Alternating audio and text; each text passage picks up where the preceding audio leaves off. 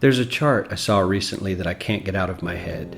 A Harvard business professor and economist asked more than 5,000 Americans how they thought wealth was distributed in the United States.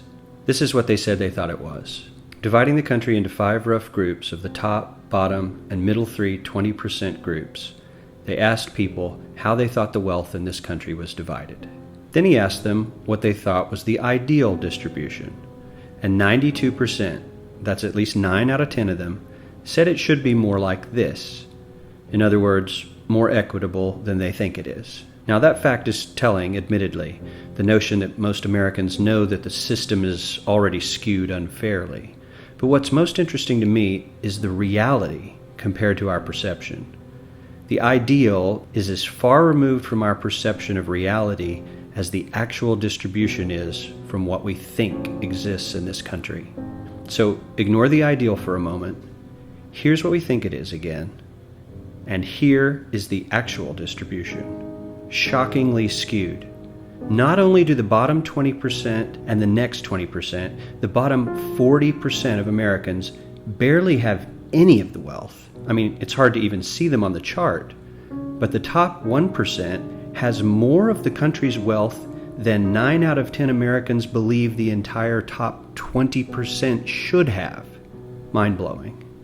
But let's look at it another way, because I find this chart kind of difficult to wrap my head around. Instead, let's reduce the 311 million Americans to just a representative 100 people. Make it simple. Here they are: teachers, coaches, firefighters, construction workers, engineers, doctors, lawyers, some investment bankers, a CEO, maybe a celebrity or two. Now let's line them up according to their wealth. Poorest people on the left, wealthiest on the right, just a steady row of folks based on their net worth. We'll color code them like we did before based on which 20% quintile they fall into. Now let's reduce the total wealth of the United States, which was roughly $54 trillion in 2009, to this symbolic pile of cash. And let's distribute it among our 100 Americans. Well, here's socialism, all the wealth of the country distributed equally. We all know that won't work. We need to encourage people to work and work hard to achieve that good old American dream and keep our country moving forward. So, here's that ideal we asked everyone about. Something like this curve. This isn't too bad. We've got some incentive, as the wealthiest folks are now about 10 to 20 times better off than the poorest Americans. But hey, even the poor folks aren't actually poor, since the poverty line has stayed almost entirely off the chart. We have a super healthy middle class with a smooth transition into wealth. And yes, Republicans and Democrats alike chose this curve. 9 out of 10 people, 92%, said this was a nice, ideal distribution of America's wealth. But let's move on. This is what people think America's wealth distribution actually looks like. Not as equitable, clearly, but for me, even this still looks pretty great.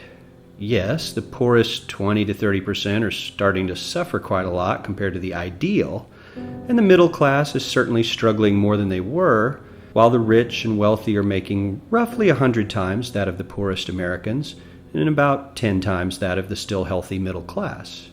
Sadly, this isn't even close to the reality. Here is the actual distribution of wealth in America. The poorest Americans don't even register.